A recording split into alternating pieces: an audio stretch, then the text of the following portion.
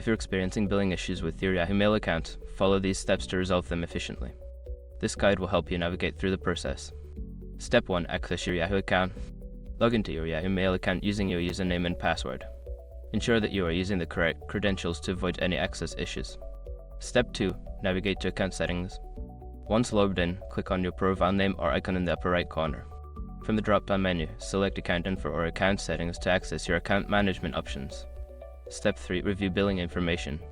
Before filing a refund or dispute, use the SROC common link in the description to open the refund dispute deadline calculator and confirm your deadline.